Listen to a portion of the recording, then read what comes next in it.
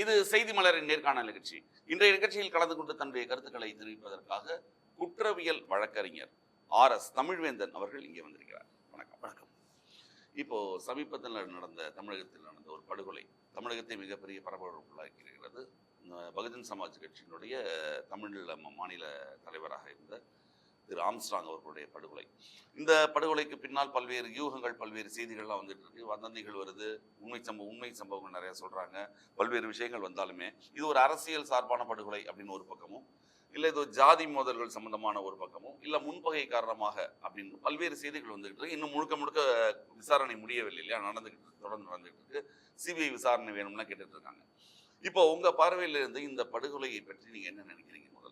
முதல்ல இந்த மாதிரி ஒரு மாநில தலைவர், ஒரு கட்சியோட மாநில தலைவர், அது நம்ம சொல்ல போனா ஒரு ஜாதி கட்சின்னு கூட சொல்லலாம் அப்படின்னு கூட ஒரு சொல்ற மாதிரி, ஒரு தலித் சம்பந்தப்பட்ட ஒரு இயக்கம் அப்படின்னு சொல்றதுனால இந்த மாதிரி ஒரு திட்டமிட்ட ஒரு படுகொலை இங்க தமிழகத்தில் நடந்திருக்கு. இது எந்த மாதிரி நீங்க பாக்குறீங்க? இல்லை, அது ஜாதி கட்சியும் கிடையாது, அவர் ஜாதிய தலைவரும் கிடையாது. அவர் ஒரு பொது தலைவர். அண்ணல் அம்பேத்கர் வந்து நீங்க ஜாதி தலைவருங்கிறீங்களா பொது தலைவருங்கிறீங்களா? இல்லை, நான் சொல்லலை, சொல்றவங்கள தான் சொல்றேன். நான் உங்கள்கிட்ட கேட்குற கேள்வியை முன்வைக்கிறேன்.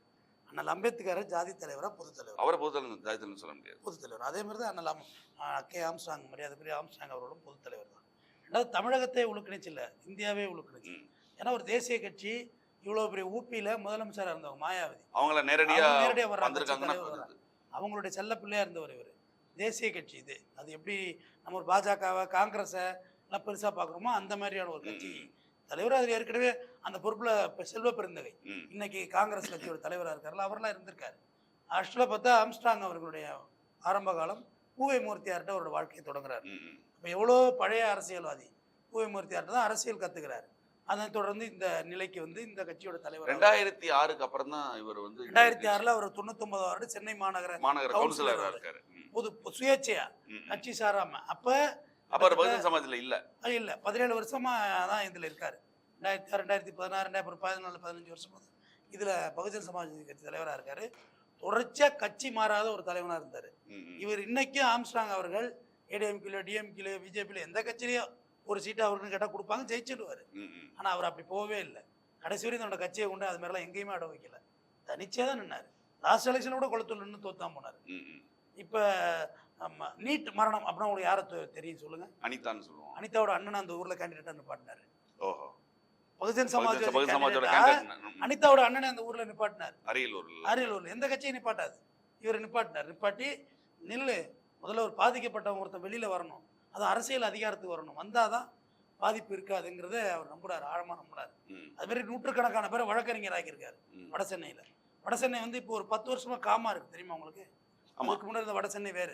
காரணம் இளைஞர்கள் படிப்பை நோக்கி நகர்த்தியது அண்ணன் ஆம்ஸ்ட்ராங் அவர்கள் தான். மற்ற எல்லா சாதி கட்சியும் தாங்கிட்ட இருக்கவங்கள ஓட்டர்ஸாக தான் பயன்படுத்தினாங்க, இளைஞர்களை ரவுடிகளாக தான் ப்ரிப்பேர் பண்ணாங்க. ஆனால் இவர் அப்படி ப்ரிப்பேர் பண்ணலை. எஜுகேஷன் வைஸ் அது வழியாக எம்பவர்மெண்ட் ஆன அவரோட மேடை பேச்சுக்கெல்லாம் கேளுங்க. இந்த பேனாவுக்கு ஒரு வரலாறு சொன்னாருங்க, செலுத்து போச்சு எனக்கு. பேனாவுக்கு ஒரு வரலாறு சொன்னேன். பேனா எப்படியா பாக்கெட் வந்துச்சு சொல்லு? நான் சும்மா தானே இந்த கோமணம் தானே கேட்டிருந்தேன். இந்த பேனா எப்படியா பாக்கெட் வந்துச்சு? எஜுகேஷன். எங்கள் வீட்டில் மொத்தம் 10 பேர், அதில் எங்கள் அண்ணன் மட்டும் கவர்மெண்ட் வேலைக்கு போனான். அதுக்கு அடுத்து எல்லாருமே நாங்கள் எல்லாம் பேனா எங்கள் பாக்கெட்டுக்கு தானாக வந்துச்சு. இது அண்ணல் அம்பேத்கர் சொன்னது. பேனா அவன் பாக்கெட்டுக்கு வராமல் எதுவும் வராது.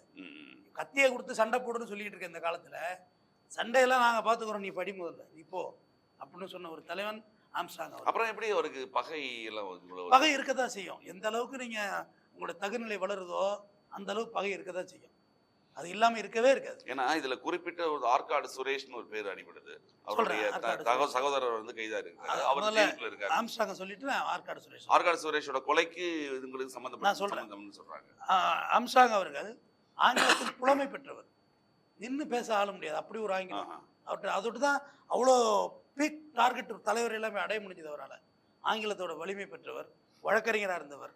என்னோட சக வழக்கறிஞர் அவர் கொலை செய்யப்பட்டிருக்காரு.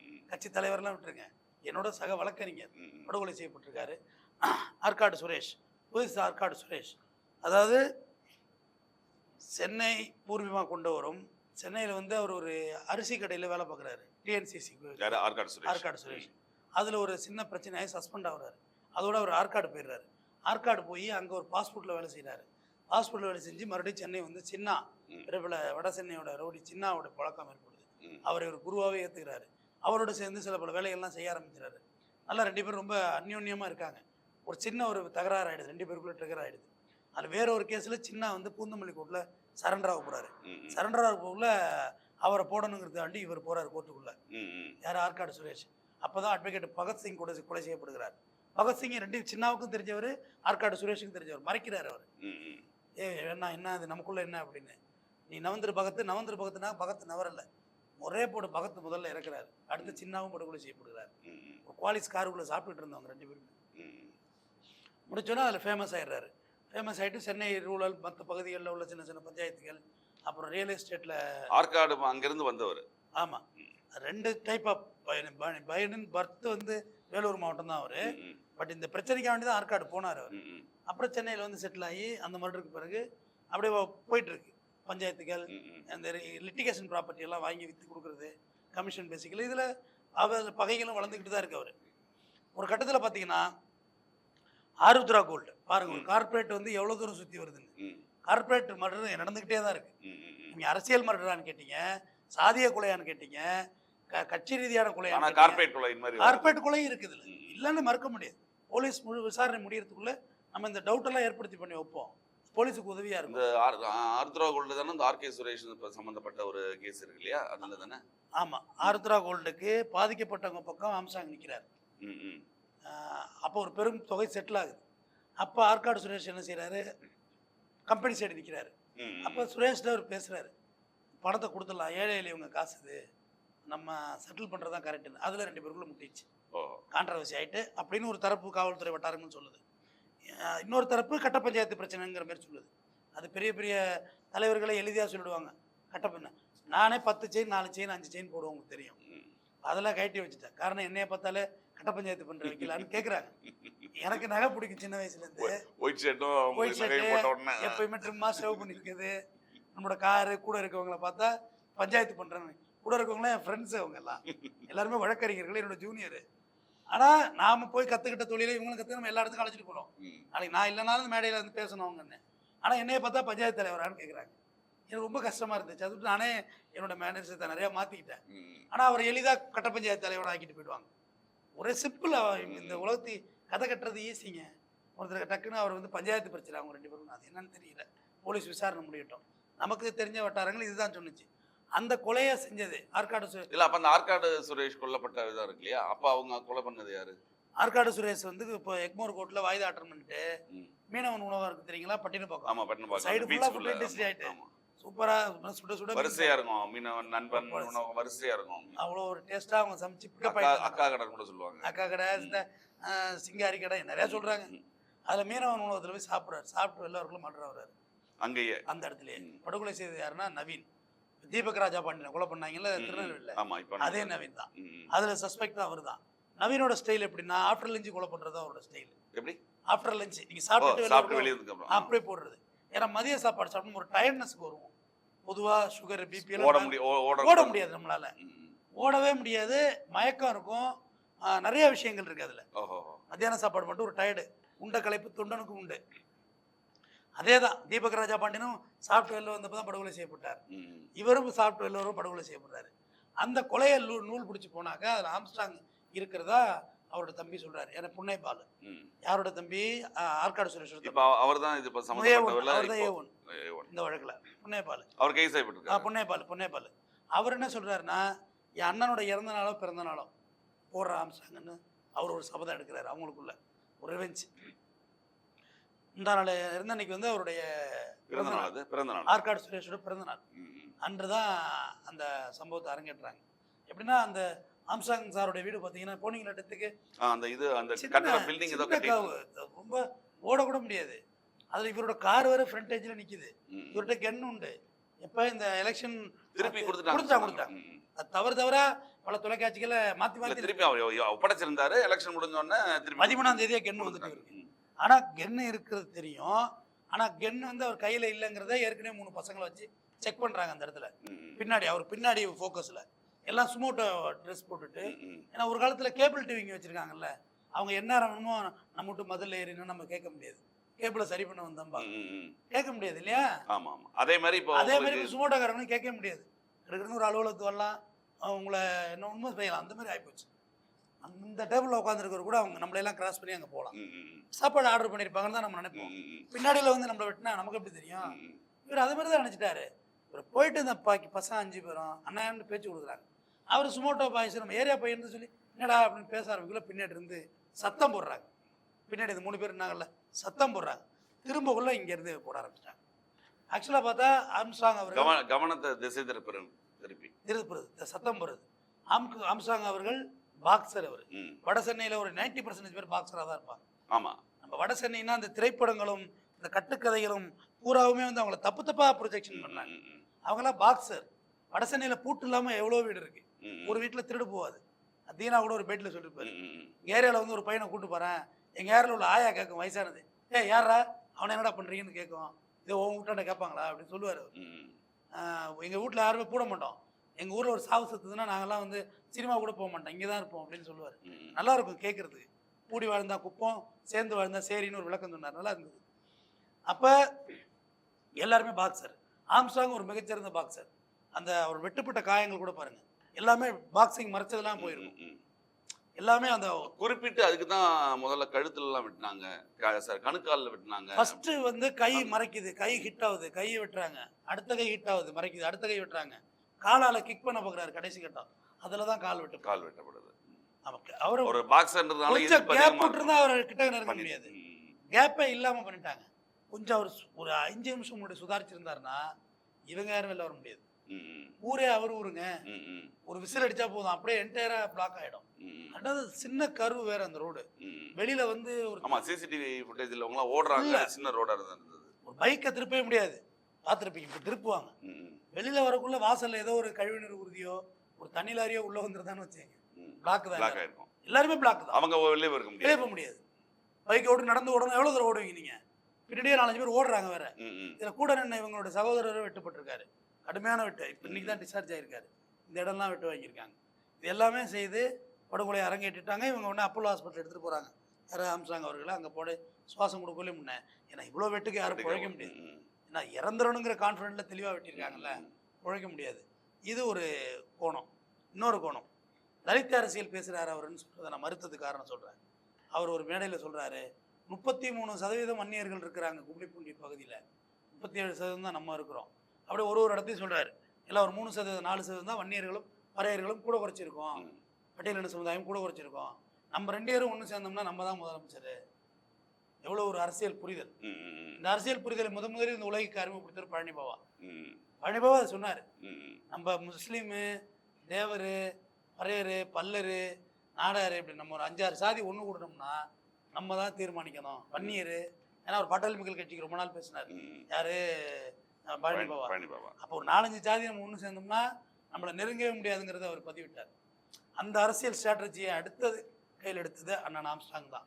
வேற யாருமே அதை தொடவே இல்லை. இந்த சப்ஜெக்டை சீமான் பேசுறாருன்னா அவர் பக்கா மொக்க தமிழ் தேசியம் பேசுறாரு. தனிச்சு சொல்ல. இதுக்கு முன்னாலே திருமாவளவனும் இவங்களோட பாட்டாளி மக்கள் கட்சி இணைஞ்சு இருந்தாங்க. இணைஞ்சு பேசல, இணைக்க முயற்சி பண்ணலையே. இணைக்க முயற்சி பண்ணல. தமிழ் குடிதாங்கின்னு பேரு சுட்டினதே திருமாவளவன் தானே அவருக்கு. இல்லைண்ணா, அந்த அரசியலை முன்னெடுக்கணும். திருமாவளவன் வேற ஒரு கட்சியில கூட்டணியில் இருக்காரு, திமுகவில் கூட்டணியில் இருக்காரு. ஆம்ஸ்ட்ராங் கூட்டணியில் இருந்து பேசினாரா? தனிச்சு சொல்றாரு, நம்ம 2 சாதி ஒன்று சேருவோம் வாங்க. அதனால ஒரு தனிப்பட்ட சாதி தலைவராக பார்க்க முடியாது. பொது தலைவர் ராமதாஸ் மேடையிலே போயிருந்திருக்காரு. அவங்க தான் ஒரே நாளில் 7 அம்பேத்கர் சிலையை திறந்தாங்க. நாம் ஜெய்பீம்ங்கிறது அவரோட வார்த்தை, அவரோட முழக்கம், யார் ஆம்ஸ்ட்ராங்குடைய முழக்கம். அப்புறம் பாமகவுக்கு கோரிக்கை வைக்கிற டைரக்டாக தானே வைக்கிறாரு.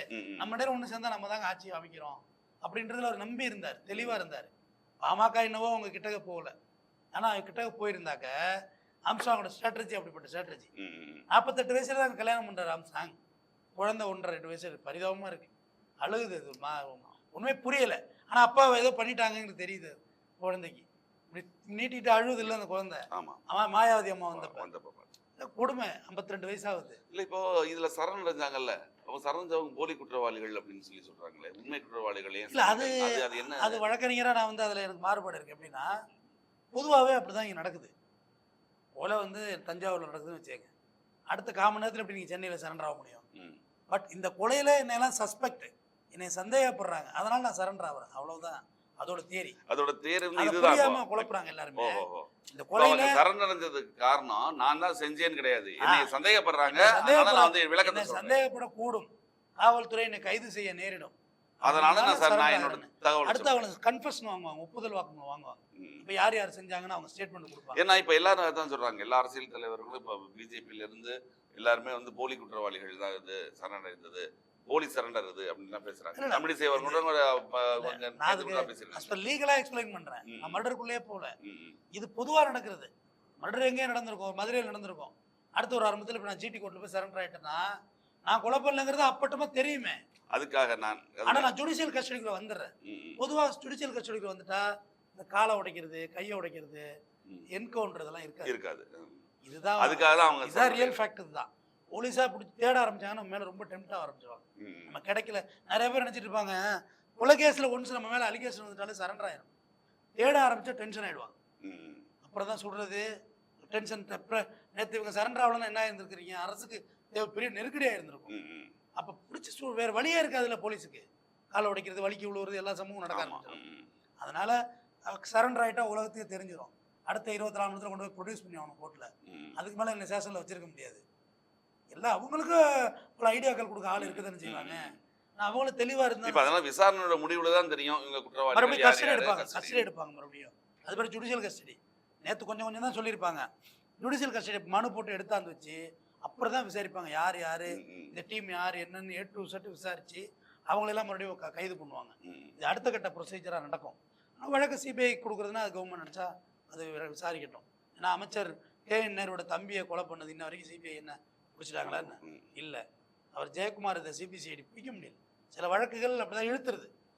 ஒரு வழக்கு நெல்லையில் இருக்க ஜெயக்குமார் தானே செய்யுங்க, காங்கிரஸ். அவர் இன்ன வரைக்கும் பிடிக்க முடியல, யாருன்னே தெரியலையே.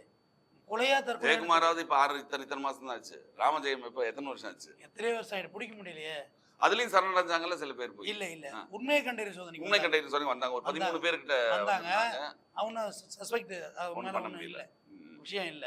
அதனால எவ்வளவு தூரத்துக்கு போயிட்டு அந்த வழக்கு சிபிஐ மறுபடியும் என்ன சொல்லுது, ஏன் நம்ம வழக்கறிஞர் சங்கர சுப்பு சாரோட பையன் கூடயே அப்படிதான். வரைக்கும் ஒரு தெளிவான ஃப்ரேம் இல்லை. போலீஸ் தாங்கிறது தெரியுது, ஆனா போலீஸ் எப்படி செஞ்சாங்க அப்படிங்கிறத ப்ரூவ் பண்ண முடியல. எவ்வளோ சிரமப்பட்டு பார்த்துட்டார் அவரும். ஸோ இந்த வழக்கு என்பது அடுத்த கட்ட விசாரணையில் நீங்கள் சொல்கிற உண்மை குற்றவாளிகள் இல்லை இவங்க தான் உண்மை குற்றவாளிகளாங்கிறதுலாம் அடுத்த கட்ட விசாரணைலாம் தெரியும். ஏன்னா இப்போ இன்னைக்கு தான் நேற்று தான் அடக்கம் பண்ணியிருக்காங்க. இன்னும் அந்த அந்த அந்த ஹீட்டுக்கு இன்னும் குறையவே இல்லை. அந்த ஹீட்டு குறையணும். அவங்க மாயாவதி கூட சொல்லியிருக்காங்க, யாரும் பதட்டப்பட வேண்டாம், தேவையில்லாமல் இது பண்ண வேண்டாம், அமைதி காக்கணும். ஹைகோர்ட்டாக தான் சொன்னிச்சு. அமைதியான ஊர்வலத்தை ஏற்படுத்துறதுக்கு மனுதாரரும் ஒத்துழைக்கணும், காவல்துறையும் போதிய பாதுகாப்பு கொடுக்குன்னு சொன்னாங்க. ஃபுல்லாகவே பீஸ்ஃபுல்லாக பண்ணி கொடுத்தாங்க. உண்மையிலே அவர் உயிரோடு இருந்திருந்தாலும் அதுதான் விரும்பியிருப்பார். அவர் இந்த பொது சொத்தை சேதம் பண்ணுறதையோ ஸ்ட்ரைக் பண்ணுறதையோ அவர் விரும்பவே இல்லை. அம்சாங் கடைசி வரைக்கும் விரும்பலை. அதனால் அமைதியான முறையில் தான் அதை செஞ்சு கொடுத்தாங்க. அந்த இதை அதுவே நம்ம காவல்துறைக்கும் அவங்க வீட்டாருக்கும் ரொம்ப பதட்டத்தை ரொம்ப அதிகமாக்கினா தான் பெரிய சிக்கலாயிரும். நம்ம கடமைப்பட்டிருக்கோம். மேலும் அந்த அன்னாரை பிரிந்து வாழும் அந்த ஆனா அவங்க திருமாவளவன்ல இருந்து அனைத்து அரசு கட்சி தலைவரும் வந்துட்டாங்க. எல்லாருமே வந்துட்டாங்க. சீமான் வந்திருந்தாரு, வெற்றிமாறன், இயக்குனர் வெற்றிமாறன், ரஞ்சித் அவர் முதல் நாள்ல இருந்து அங்கதான் இருந்தாரு. தமிழிசை வந்தாங்க. தமிழிசை வந்தாங்க. முக்கிய தலைவர்கள்லாம் பங்கேற்றாங்க. எல்லாரும் பேசவுள்ள ரொம்ப உருக்கமா இருந்துச்சு. ஒருத்தவங்களும் அந்த அவரால் எல்லாருமே அவர் இருந்திருந்தா அந்த சமுதாயத்துக்கு இன்னும் ரொம்ப பெனிஃபிட்டாக தான் இருந்தது. அவர் இறந்த பிறகுதான் அவரை பத்தி அந்த வீடியோலாம் வருது. பழனிபாபா உயிரோட இருந்த வரையும் பழனிபாபா யாருன்னு தெரியல. நீங்க Facebookல எல்லாரும் பார்த்தா ஒரு வீடியோ நம்மாழ்வார் உயிரோட இருந்தப்ப நம்மாழ்வாரோட பெருமையை நமக்கு தெரியல. ஜெர்மனி வரைக்கும் போய் கேஸ் நடத்தி வேப்ப கொஞ்சம் வாங்கிட்டு வந்திருக்காரு. நாங்க தாண்டா பேட்டர்ன் ரைட்டுன்னு. ஆனா அவர் உயிரோட இருந்தப்ப தெரியல. அது மாதிரி அண்ணன் ஆம்சாங் இருந்த போதும் உயிரோட இருந்த போது அவரோட மதிப்பு யாருக்கு தெரியல. இறந்த பிறகுதான் எல்லாரும் அவரோட மதிப்பை கொண்டாடப்பட வேண்டியதா இருக்கு. அதனால இனி வரும் காலங்களையாவது இந்த மாதிரி தலைவர்கள் பாதுகாப்பா இருக்கணும், பாதுகாப்பை அரசு உறுதி செய்யணும். மக்களும் அந்த தலைவர்களை ஒரு சாரரா இப்போ பழனிபாபு இஸ்லாமியனா அவர் அடையாளம் காட்டினாங்க கிடையாது. அவர் ஒரு பொது தலைவன். அது மாதிரி அண்ணல் ஆம்ஸ்ட்ராங் ஒரு பொது தலைவன், திருமாவளவன் ஒரு பொது தலைவர். இது மாதிரி பொது தலைவர்களை நம்ம ஏற்று பொது தொகுதியிலே நிற்கட்டும், பொதுவாக நிற்கட்டும், எல்லாருக்குமா செய்யட்டும். இறந்த பிறகு நம்ம கொண்டாடுறதுல எந்த பலனும் இருக்காது. அதாவது இப்போ வருங்காலத்தில் இதோடைய இந்த கேஸோட என்னென்ன உண்மை சம்பவம் என்ன நடந்தது அப்படிங்கிறது கூடிய விரைவில் தெரிய வரும் இல்லையா? நிச்சயமா கூடிய விரைவில் தெரிய தெரியும். வரும் தெரிய வரும். மிக்க நன்றி. இந்த கொலையில் என்னென்ன சம்பந்தப்பட்டது, இது இதோட மூல காரணம் என்ன, பல்வேறு விஷயங்கள் சொன்னீர்கள். நிகழ்ச்சியில் வந்து கலந்து கொண்டு தங்கள் மேலான கருத்து